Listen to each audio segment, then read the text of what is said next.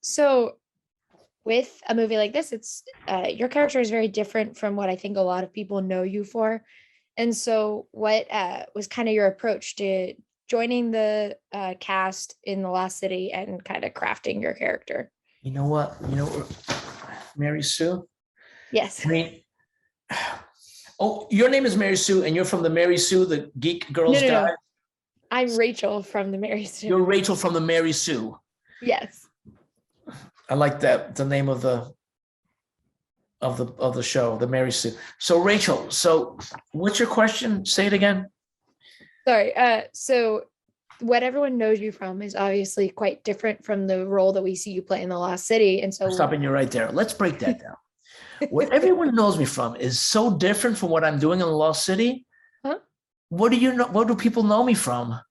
Well, like I'm a comedy nerd, so I know you from The Office, and so I know that Oscar, and I've seen you in like roles and other things, and this just feels very different and rich. And I just wanted to know what kind of drew you to it and how you crafted this character. That's very kind of you. It's all nonsense. I play a buffoon in everything I do. How is it different? The guy on The Office, and the more I think about this, Rachel, like people are like, oh, Oscar's serious on The Office. He's got problems, that guy. Cool, he's gay. He still has issues. Yeah, He's a nerd. He's a nerd in his own way, right? Isn't he? yeah. He's got a stick up his butt. What's wrong with Oscar from The Office? And then I play the other guy from The Proposal, Yeah. who's nuts too. So, and this guy's nuts. And well, and then it did make you though part of the Sandra Bullock romantic comedy cinematic universe She remembered because me, you, didn't she? She remembered yeah, me from the first one. because Yeah. now you're in The Proposal and this. Now I'm in this one. This guy seems like an uncle of the guy from The Proposal. Is They that seem to your be head related. canon that I they're didn't think of related? it, but I'm like, it's just kind of, yeah, yeah. It's just a very silly man. Um, so yeah, it's the same, you read the script, right? And then I thought, and then, I showed up and I think I spoke to the brothers, the directors, before, and we talked about it, and they're like, yeah, that sounds good. That sounds good, whatever, and because Sandra, and then I showed up and they've got so much on their plate because it's a huge movie, a lot of moving parts. So you have to go there kind of ready already. And I did my thing and they're like, yeah, that's fine. Let's go forward. As long as it's anchored in reality, as long as the character, you could be silly, but there's got to be a core belief that it's believable and real. And yeah. Is that so like I talked to them earlier and we talked a lot about how it is a What did they say romantic about me? What did comedy. they say about me? What did they say about me? Well, I talked about the whole cast and I was saying how it was really fun because Who's their everyone favorite? feels so different. Who's their favorite? Who's my favorite in the Who's cast? their favorite? Not you. You're not going to Oh, help me. They're directors. Maybe I can work with these fellows again. Not you. What are you going to do for me? You and your Mary Sue guide to whatever. What did the according to fellas say? them, What did they they got fellas say? every single person that they cast was exactly who they wanted to cast, and they got everyone they wanted. So I guess translated, that means that you were their first choice and they were very happy to get you. Good. But like it's fun because I'm a big Indiana Jones fan, and they talked about how this movie is they pulled a lot from Raiders of the Lost Ark, and your character is like a big portion of that. So were you a fan of that kind of genre, like the action movie that is, I guess they're action comedies, but like were you a fan of that, or was it kind of just you were playing this fun character and you just ran with it? I think the latter. I think, like, I like action movies. When I say it, I'm like, I like action movies, but do I really? I do. I like comedies is what I like. And I like actions, but I like serious, like I like James Bond. I like serious action. I don't like flippant action. Although there's what I don't like is like really long chases, like car chases, or I'm like, just do something else, please. We get it. They're in traffic. Please do something else. I'd rather see dialogue. I'd rather see people talking or whatever, unless it's Daniel Craig, unless he's running after someone on a rooftop or something. But I did Indiana Jones, I do like action movies. It's not my favorite genre of movies. I prefer like comedy. And I like what Mike Myers did. That I like them when they're really um um like silly, like Austin Powers and stuff like Yeah. that, as opposed to like light comedy, whatever. But I'm in the minority. Most people love this genre because you have action and you have comedy. It's like a rom-com, romantic, and there's 7 billion people in the world. So there's a lot of people who are just, just like stuff like that. And that's the deal. So I'm not the fellow they're concerned about what Oscar likes. Yeah, well, and it's you said like all the characters you play kind of have like this fun dumb energy, or like even if they take themselves too seriously, they're still not on paper. What is like what are characters that you kind of, other than that you find yourself drawn to, that you like exploring either as an actor or just like as someone who is watching Characters media? in general, or things I've done? You Yeah, mean things just I've in done? general. Oh, Just in in general. general.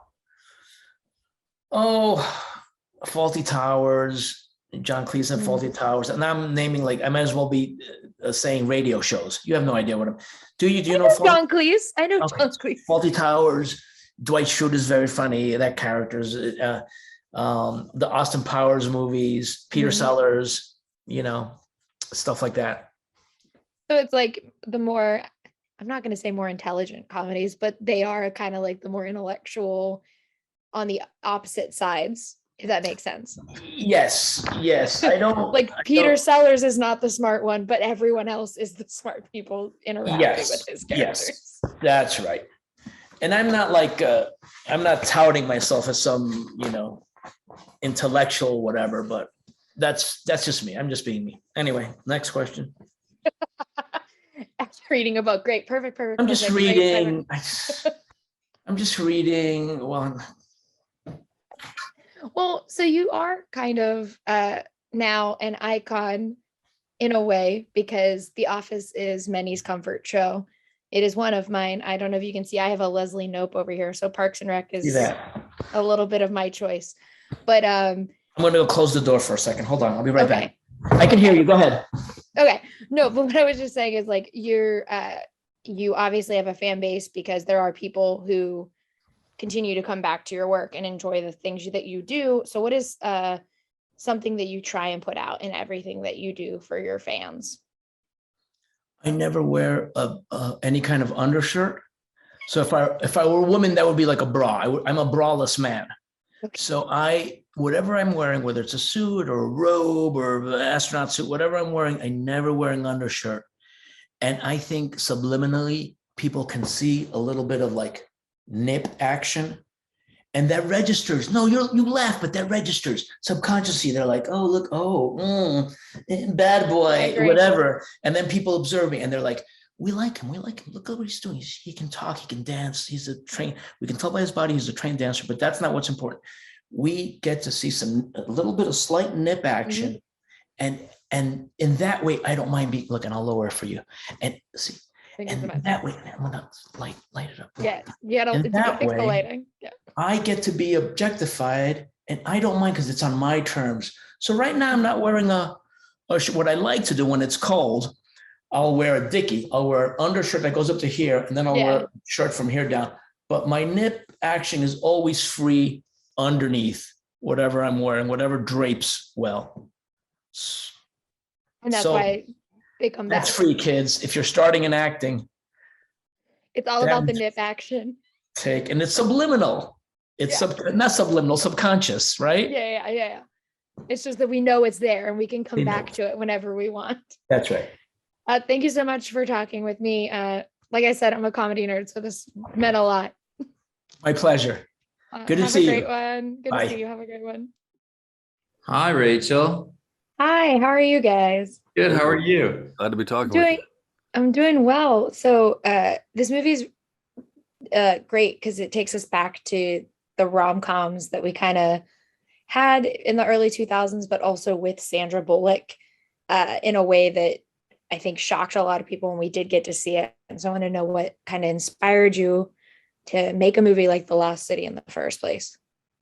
I think this start of it's funny. It's kind of like a couple of factors that really got us excited. One was that, it was October 2020 when this script came along to us. So the projects we were looking at were very reflective of the moment, which happened to be like, a very like politically divisive moment and the middle of a global pandemic. So it was like so refreshing to read this script and go like, oh, this is actually the kind of movie I want to see right now. This is the journey I want to go on. And then I think what we brought to it was the wanting to kind of anchor it in those types of movies that were the great cinematic escapes for us as kids, like Raiders of the Lost Ark and movies like that, where you take something that on the page is maybe more of a classic romantic comedy, but then go, no, let's make it like it's an adventure film. Let's just go full on adventure film, so that then you're taking these fish out of water characters and putting them in a story they don't necessarily belong in. And so that was really the way in for us that got us very excited. Yeah, and so what's fun for me especially is like you guys highlight the comedic timing of people like Channing Tatum that kind of, I think people look at him and they think, oh, he's too pretty, he's not going to be that funny, and he's very funny. Exactly. When you're directing him, is that like, how is that process? Like, is it built into the script that this is how that character is, or is it more like this is what Channing brought to the table and we kind of just like gave him the room to do what he does that's great? As being a writer director combo, I think gives us a special opportunity to make both the script, tailor the script to the cast, and then also when bringing that script to the cast and working with them on set, being able to watch and listen and observe and see what their strengths are and what special takes they have on the material, and be able to identify that and amplify it. Yeah, Channing is just like, he is such a great comedian. It is something that I think like people sort of discovered in 21 Jump Street, but it just kind of keep discovering more, where he's just brings so much play. Like he's a non-defensive actor. He's totally vulnerable. He'll try anything. So we can have this fun stuff in the script, but then in the moment, if he's discovering something or we have an idea, we can just be yelling things out off camera and he'll just try anything and make it come alive in a very special way. Because it is funny where like you look at him and you're like, no, that guy's too beautiful to be funny. And then but he is such a clown. He's like a total clown and the silliest man, and just like, I think he can do a lot more than people realize even still. Something Adam said that I just want to highlight real quick. I think a big part of what is special about Channing is that he doesn't protect himself in front of the camera. He's completely exposed and vulnerable. In this movie, he's literally physically completely exposed with the leech scene, but also in terms of his performance, he doesn't protect himself. He's not guarded. Yeah, and I think you guys have an absolutely like packed cast. I grew up in the 90s and early 2000s, so like I love Sandra Bullock because I watched her movies for the majority of my life, and to see her kind of working with Brad Pitt and Daniel Radcliffe and like even like Patty Harrison, who I love because I like comedy. Like all of these kind of actors came together in a way that I never expected them to work as well. And so who of the cast was like, this is who we want, and who did you kind of discover and was like, this is a perfect fit for our project?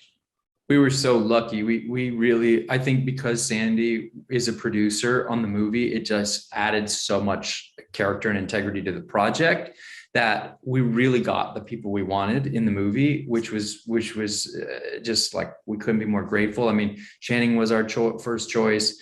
Daniel was our first choice. Brad, we honestly, like, we did not think we would get Brad Pitt. I mean, that was like, it was almost like a joke, like, oh, what about Brad Pitt? But she did Bullet Train and they just started talking and he was like, all right, yeah, I'll do that. Patty was someone that Aaron and I like were very specifically targeted because we're huge fans. I think she's one of the most ingenious comedic brains out there. And it was important for us to have these like other tones in the movie so that it doesn't become too much of like whatever an early 2000s romantic comedy. This is a movie for now as well. And so we wanted like, who are the special voices that are like coming up now? And so that's why people like Patty and Davine Joy Randolph were really important to us, because they just, to us, are like current, interesting, up and coming voices. Yeah, and I think like the movie does a really good job of, you said earlier, being like Raiders of the Lost Ark or like an Indiana Jones action movie in the midst of a romance novel.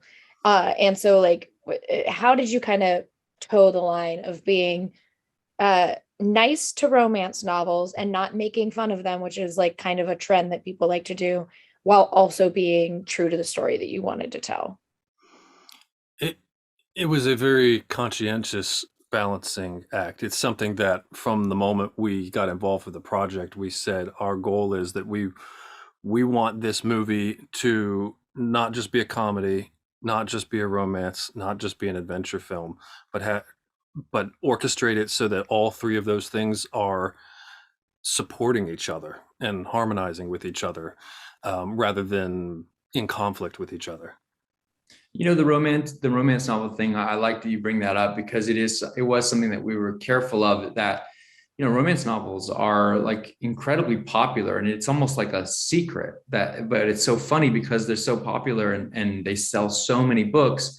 And we sort of equated it to kind of those like romantic comedies too, that we grew up on, that kind of aren't being made anymore, where there's like almost an apology for them, like, oh, they're not, you know, it's not a great movie, but it feels good. But I totally disagree with that. And I mean, some of my favorite movies are like Sleepless in Seattle and like, you know, I mean, You've Got Mail and While You Were Sleeping. Like, I love those movies. And it felt like we can sort of tell that story of like loving that fan base and giving that fan base like a movie that they want with like respect, I think was something that was important to us. Yeah, and for a final question, because it might not have been a call out to this, but it made me think about it. When she's in the bathtub drinking her wine and like sad, it made me think of another romantic comedy, which is Something's Gotta Give, where Diane Keaton is like trying to write and can't, and she's upset about it. And so, like, are there any moments in the movie that fans of action adventures or rom-coms should be like looking out for as like nods to the genre?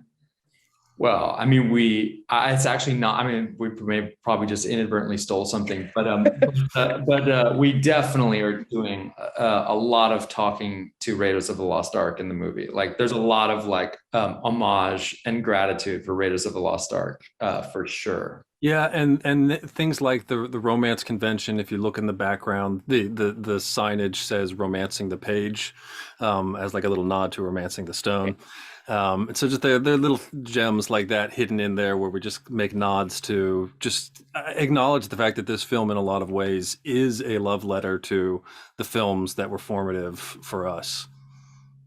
Yeah, thank you guys so much. I like talking to you. I love this movie. I am an Indiana Jones super fan, so I was like, I loved this as a whole. That's awesome. Thank you so Thank much. you. I love whatever the pictures are behind you. I keep trying to see These? Yes, I keep trying to see exactly what's happening. These are Sebastian Stan. This is a Star Trek one. That's Carl Urban, and my friend and I are Spock and Kirk.